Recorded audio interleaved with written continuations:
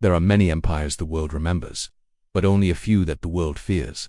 And among all the royal families that once ruled Europe, only one carries a curse so deep, so strange, and so tragic, that even today, its name feels heavy when spoken. The Habsburgs. For nearly 800 years, this family controlled kings, queens, emperors, armies, and nations. They shaped the fate of Europe, and at their peak they ruled lands so vast people used to say, the sun never sets on the Habsburg Empire. But behind that glory, behind the crowns, palaces, jewels, and gold, there was something darker, something no painter dared to capture fully, something no historian could deny. A curse not from magic, not from spirits, but from the one thing a royal family needs most, their blood. Because the Habsburgs believed that their blood was special, chosen, sacred, born to rule. And to protect that blood, they made one terrible mistake. They kept it only among themselves. They married cousins. They married uncles and nieces. They married again and again within the same bloodline, until their faces, bodies, minds, and children began to show the terrible price of that decision. This is the story of a family that tried to protect their blood and ended up destroying it. This is the story of the Habsburg curse. Imagine Europe 600 years ago, castles rising over green hills, armies marching through forests, kings and queens living lives ordinary people could never understand. And in the center of all this power, one family rises higher than all others, not because of bravery, not because of war, not because of intelligence, but because of marriage. The Habsburg strategy was simple. Don't fight for land, marry for it. A famous line was spoken about them. Let others wage war. You, happy Austria, shall marry, and marry they did. Daughters married kings, sons married queens, cousins married cousins. And every wedding brought new kingdoms into the Habsburg hands. Spain, Austria, Hungary, Bohemia, the Holy Roman Empire, land after land, crown after crown, marriage after marriage, until the Habsburgs controlled almost all of Europe without raising a single sword. But power gained icily is power lost painfully. For every marriage inside the family, their blood became a little weaker, a little more fragile, a little more cursed. But in the beginning, no one saw the danger. The story truly begins with Philip the Handsome and Joanna of Castile, two young royals whose love story appeared beautiful, but turned into something else. Joanna loved Philip with a passion that frightened people. Philip loved power more than he loved her. Their marriage brought together Spain, Austria, Burgundy, and more, creating one of the largest empires in the world. But as their power grew, something strange began happening in their family. Their son, Charles V, was brilliant, a warrior, a ruler, a strategist. But he was also the first Habsburg to show signs of a growing problem. A jaw that was slightly too long, teeth that didn't align properly, a lower lip that pushed outward, the early shadow of what would one day be called the Habsburg jaw. The curse had begun, but Charles was strong. He ruled for decades, he fought wars across continents, he defended Christianity. He controlled more territory than any ruler in Europe before him. No one thought anything was wrong, but the truth was already growing inside the bloodline, and in the next generation, the signs would become impossible to ignore. As the Habsburgs kept marrying inside their own family, something terrible started happening to their children. Children were being born with elongated jaws, speech problems, breathing problems, difficulty chewing, weak immune systems, mental instability, physical deformities, short lifespans. Doctors had no explanation. Priests whispered that the family was cursed. Common people said God is punishing them. But the Habsburgs themselves refused to see it. They kept marrying their cousins because they believed, we must keep the royal blood pure. But purity became poison. Generation after generation, the jaw became longer, the lips more pronounced, the teeth more misaligned, the faces more stretched, and the minds more unstable. And yet the Habsburgs continued, because power is addictive, and when you rule half the world, you don't fear blood, until it turns against you.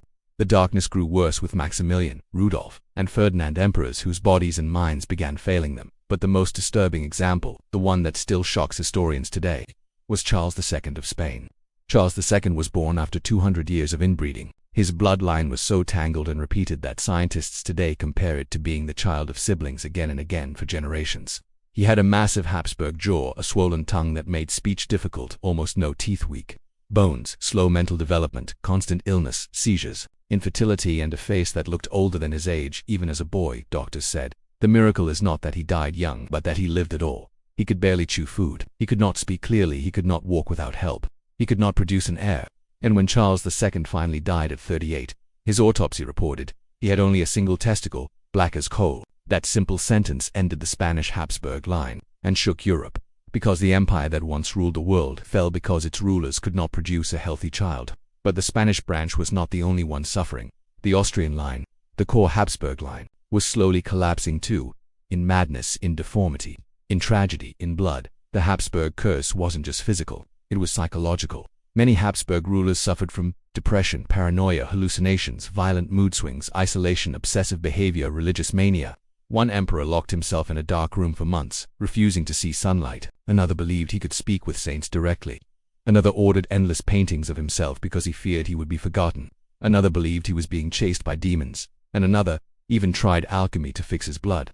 The royal family that once ruled the world was slowly losing its mind.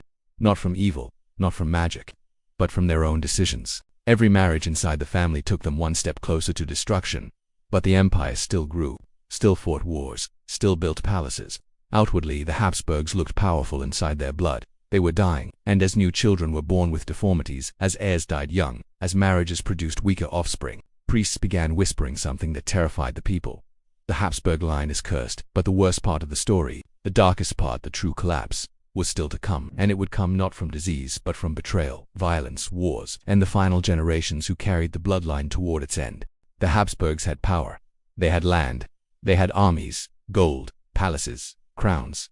But what they no longer had was time. The bloodline was weakening.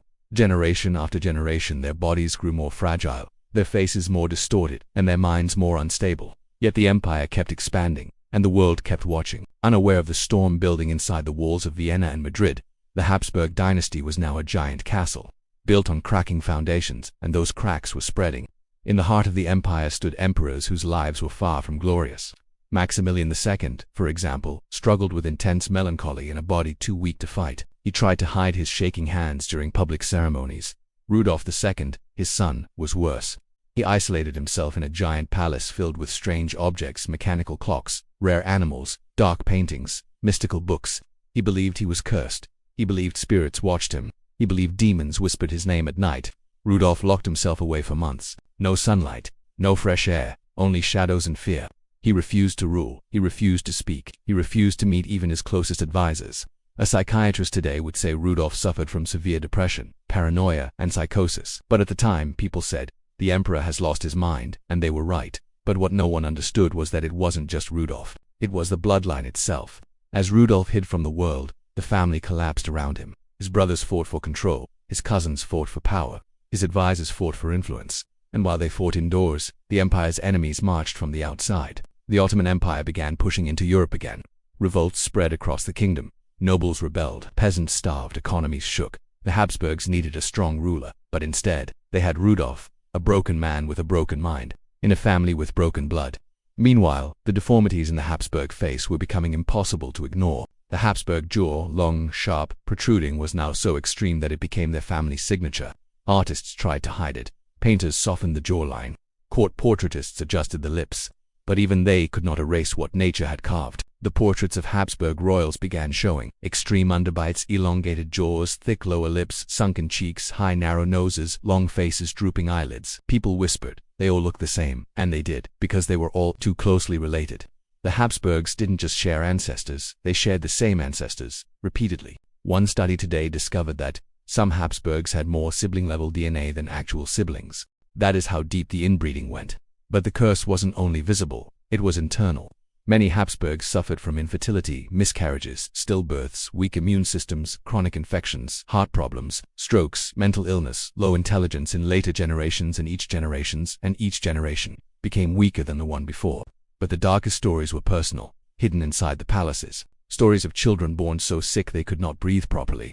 Stories of babies who died before their first birthday. Stories of princes who couldn't walk until age 10. Stories of adults whose jaws locked shut from deformity. Stories of emperors who could barely chew food. Stories of queens who cried themselves to sleep, knowing their children were dying from the curse they inherited. Behind the gold, there was grief. Behind the crowns, there was suffering. Behind the empire, there was a family quietly falling apart. But nothing compared to the story of Charles II of Spain, the most tragic ruler the Habsburgs ever produced. Charles wasn't just born weak, he was born broken. Every part of his face showed the curse. His jaw was so long and misaligned that he couldn't close his mouth. His tongue was too large, making speech almost impossible. He drooled constantly. His teeth were few, rotten, and scattered. His face was pale and swollen. His eyes were unfocused. His body was frail and thin. He could barely chew. He could barely walk. He could barely think clearly. And yet, this was the King of Spain, a kingdom so powerful that gold poured from the colonies, ruled by a man who could barely live without assistance. There was no heir, no children. His marriages failed. His health collapsed. And when Charles II died, the priest who performed his autopsy fainted. His internal organs were shrunken. His heart was small and deformed. His lungs were diseased. His intestines were infected. His skull was abnormally shaped and he had almost no blood in his body. The royal physician wrote, his body did not contain enough blood to sustain a life. It was the perfect symbol of the Habsburg dynasty, a bloodline out of blood. Charles's death ended the Spanish Habsburgs, but the Austrian branch continued weaker, but still alive. And in Austria, a new kind of madness began. Not madness of the mind, but madness of desperation. Wars erupted. Enemies grew stronger. The empire started shrinking, and the Habsburgs realized they were losing control. Their solution: more marriages, more alliances, more bloodline connections. But every marriage brought another dose of the same genetic problems. It was like trying to fix a sinking ship by adding more holes. As the empire weakened, tragedies increased. Archdukes committed suicide. Princesses went insane. Princes died in childhood. Queens lost child after child. Emperors struggled with mental collapse. Wars drained the treasury. People starved. Revolutions erupted. And still, the family insisted on keeping their blood pure. They could not escape the curse, not because it was supernatural, but because they refused to break the chain. The bloodline was dying. Everyone could see it. Everyone could feel it. But the Habsburgs refused to accept it. And then came the moment that would shake the entire empire. A moment so violent that it would begin the final fall of the Habsburg dynasty. A single event, a single decision, a single act of blood that would trigger the collapse of everything the family had built over 8 centuries. Boss, that story begins with the most dangerous man in Europe, Archduke Franz Ferdinand. And with him begins the chain of events that would destroy the Habsburgs forever. The Habsburgs had survived wars, plagues, rebellions, religious conflicts, and internal madness. But in the early 1900s, the empire stood on a thin line, and all it took was one man, one marriage, and one bullet to push the entire dynasty into its final collapse. That man was Archduke Franz Ferdinand, heir to the Austro-Hungarian throne. Franz Ferdinand was stubborn, proud, emotional, and unpredictable. But he was also different from the Habsburgs who came before him. He saw the empire crumbling. He saw the ethnic divisions, the political tensions, the corruption, the outdated traditions. And he wanted to fix everything. He wanted to modernize the empire, bring equality to the different nationalities, reduce military aggression, end the old aristocratic privileges, break the cycle of inbreeding, end arranged royal marriages. His vision could have saved the dynasty, but the empire was not ready for change, and neither was destiny. Franz Ferdinand committed a sin, not a sin in the eyes of the world, but a sin in the eyes of the Habsburg family. He married for love, not for power, not for land, not for alliance. He married a woman named Sophie Chotek, a noblewoman but not royal enough for the Habsburg Empire. Sophie was kind, gentle, intelligent, and devoted to Franz, but to the Habsburg court, she was an outsider, a threat, a stain on the purity of the bloodline. The empire punished Franz for loving her. Sophie was banned from sitting beside him during official events. She was banned from walking beside him. She was banned from attending ceremonies. She could not attend royal dinners. She could not travel in the same carriage during parades. She was treated like a servant in her own husband's palace. And the worst punishment, their children could never inherit the throne.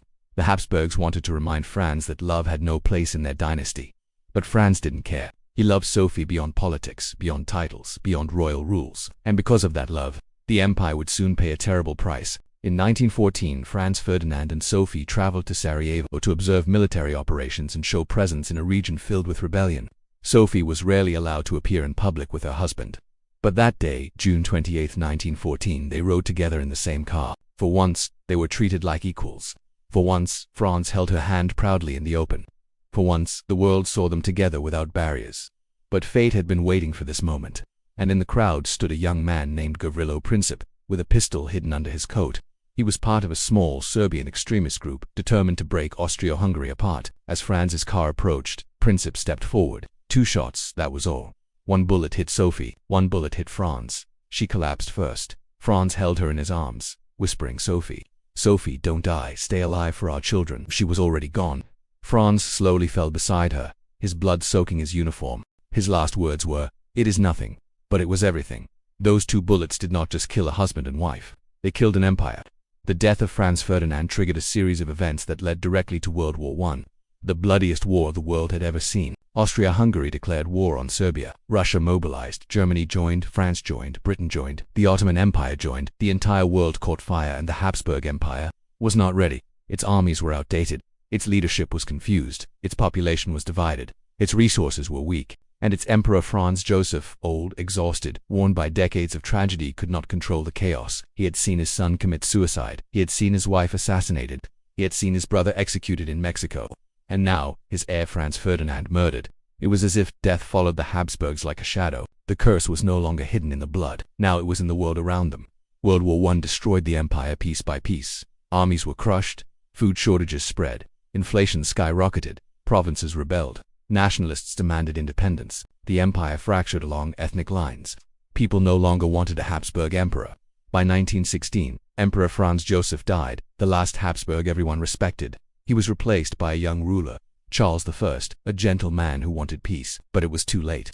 The empire was bleeding militarily, financially, politically, and the bloodline was bleeding internally. Charles tried to surrender, tried to negotiate, tried to hold the empire together, but it was like trying to stop a collapsing mountain with bare hands. In 1918, Austria-Hungary officially fell apart. The empire dissolved, nations broke free, borders changed, the monarchy ended, and with it, the Habsburg Empire died. 8 centuries of power gone, but the bloodline still lived, and it still carried the curse. The fall of the empire didn't end the suffering of the Habsburg family, it only changed its form.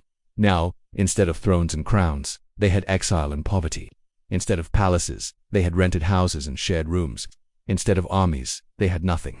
The Habsburg name, once feared across Europe, became a reminder of a world that no longer existed. But the curse of the blood, the weakness passed down through centuries of inbreeding, did not disappear with the collapse of the empire. It carried on in the descendants, in their bodies, in their faces, in their illnesses, in their tragedies. The Habsburgs had lost everything, and the curse had one final chapter to write, a chapter of madness, suicide, illness, loneliness, and a final attempt to escape the curse by abandoning the one thing that once defined them, their bloodline. When the Habsburg Empire fell in 1918, the world celebrated. Nations that had been controlled for centuries finally broke free. Flags changed, borders shifted, kings were dethroned, ancient traditions disappeared overnight. But in the middle of this great change, one family stood alone, confused, empty-handed, and terrified. The Habsburgs had lost everything: the palaces, the armies, the gold, the titles, the land. All of it vanished in a matter of months. But the real devastation was inside the family itself, because without an empire to hide behind, the curse was impossible to ignore. Now the world could see the truth. The Habsburg blood had become a burden, not a blessing. And in the years that followed, this ancient dynasty began its final descent, not through war, not through rebellion, but through heartbreak, illness, and tragedy. The new head of the family, Charles I, had only ruled for 2 chaotic years before the empire collapsed. He was young, gentle, religious, and hopelessly unprepared for the weight of the throne. After the collapse, he was stripped of all power and exiled with his wife Zita and their children. They had no income, no political support, no allies, only a famous name, and that name now was a curse that brought more trouble than help. They moved from country to country, begging for permission to stay. Governments feared allowing a former emperor inside their borders. They feared revolts, loyalty movements, uprisings. Charles went from ruler of a vast empire to a man with nowhere to live. His children had to share one bed. His wife pawned her jewelry to buy bread. They lived in rented houses, guest rooms, monasteries. Then, in 1922, Charles fell ill with pneumonia on a small island in Portugal. He was only 34, lying on a simple wooden bed, breathing weakly. He whispered, "I am suffering so much, but I accept it." He died shortly after. Another young Habsburg, gone too soon. The curse had claimed yet another life. After Charles's death, his widow Zita was left with 8 children and no support. She raised them alone, moving from place to place, often relying on charity. And while she fought to keep her family together, the curse continued its work. Some of her sons grew ill, some suffered depression, some struggled to find purpose, some faced political persecution. The once great dynasty was now a scattered family trying to survive in a world that no longer wanted them. But among all the tragedies that followed, one story stands out more than any other. A story of a young man named Crown Prince Rudolf, a tragic figure whose death shook the Habsburg world long before the empire collapsed. Rudolf was the only son of Emperor Franz Joseph and the only male heir to the throne.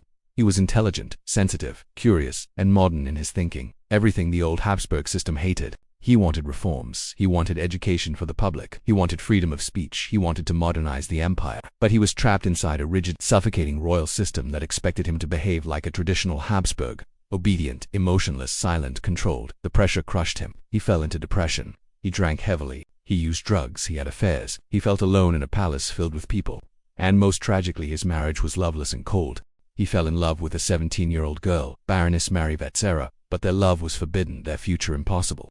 On January 30, 1889, Rudolf and Mary fled to a hunting lodge in Meiringen. There they made a decision that shocked the world. They died together, a tragic double suicide. Rudolf shot Mary first, then himself. He was only 30 years old, the heir to the throne, the future emperor, gone in one night. Franz Joseph never recovered from the loss. Austria never recovered from the loss. And historians believe that if Rudolf had lived, the empire might have survived the coming storms. But the curse had taken him to. After Rudolf's death, the next in line for the throne was Archduke Franz Ferdinand, the same man whose assassination triggered World War I. His death sealed the fate of the empire, proving the curse did not just kill individuals, it killed nations. And long after the empire was gone, the tragedies continued. Members of the family died young, some in poverty, some in depression, some in isolation, some after suffering strange, rare illnesses, some in political violence. The Habsburg blood, once so powerful, now seemed fragile and frightening. But the curse's final chapter was written by a woman who carried the full weight of the Habsburg blood on her shoulders. Her name was Empress Elizabeth, known to the world as Sissi. Sissi was beautiful, elegant, admired, and deeply unhappy. She never wanted to be empress. She hated court life. She felt trapped in the palace. She suffered from depression. She barely ate. She obsessed over her appearance. She wrote dark poetry. She traveled constantly to escape her duties. Her life was a silent scream. And in 1898, while walking by Lake Geneva in Switzerland, a man rushed toward her. He didn't look dangerous. He didn't shout. He didn't act suspicious. He simply bumped into her. Sissi stumbled. No one realized what had happened. She kept walking, then collapsed minutes later. She had been stabbed in the chest with a sharpened needle file, a thin blade, that pierced her heart. She died shortly after. Another Habsburg, killed by fate.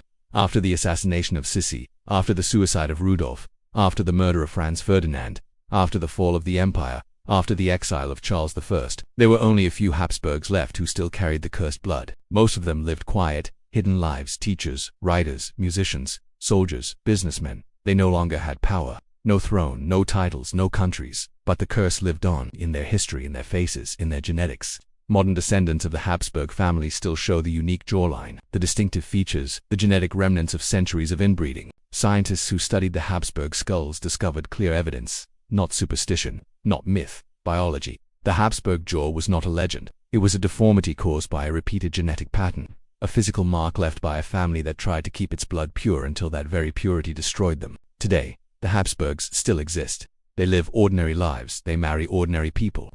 They no longer have empires to rule. They no longer have palaces to command. Some are lawyers, some are historians, some are businessmen, some are artists. They carry their name with quiet dignity. But they also carry the memory of a dynasty that rose higher than almost any other family in European history, and fell deeper than almost any family ever recorded. A dynasty built on marriage, held together by pride, destroyed by its own blood. The Habsburg curse is not a ghost story. It is not a superstition. It is not magic. It is a warning, a lesson written in the faces of the men and women who carried the name. An empire built on blood died by blood, because in the end, power cannot escape nature, and blood cannot escape history. After 8 centuries of power, tragedy, and blood, the Habsburg Empire ended. The crowns were gone, the armies were gone, the palaces, the gates, the ceremony, all gone. But the blood remained. That blood, heavy with history, heavy with sorrow, still flows today, quietly, silently, in a small number of descendants scattered across Europe. Most people pass by them on the street without realizing who they are, without knowing the stories carried in their DNA, without sensing the weight of a name that once shook the world. The Habsburgs no longer wear crowns, but they still carry something no crown can replace: the memory of a curse. In the decades after World War I, the surviving Habsburgs lived in silence. Some changed their names, some hid their identity, some tried to escape the past, and some tried to rebuild a life without royalty, without power, without privilege. But a few embraced the history, a few studied it, a few tried to understand what had really destroyed their family, and what they discovered was more scientific than supernatural.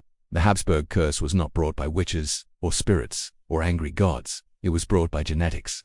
Modern scientists studied portraits, bone structures, medical records, family trees, and DNA patterns. And the truth became clear.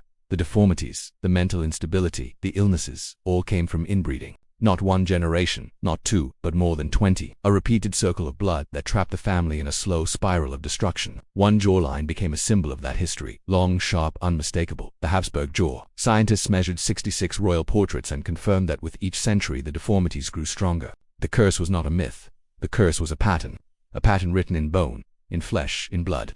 But not everything about the modern Habsburgs is dark. Some descendants today have become authors, politicians, musicians, and public speakers. They talk openly about the past. Some even joke about the jawline that once defined their family. One descendant said in an interview, "People recognize the Habsburg chin before they recognize the Habsburg name." Another said, "We inherited a story, not a throne." They carry the past with honesty and humility. They are no longer rulers, they are people. Human, fragile, simple, just like everyone else. And in that, there is a strange beauty. Because the story of the Habsburgs is not just a story of kings and queens, it is the story of humans trying to control something that can never be controlled.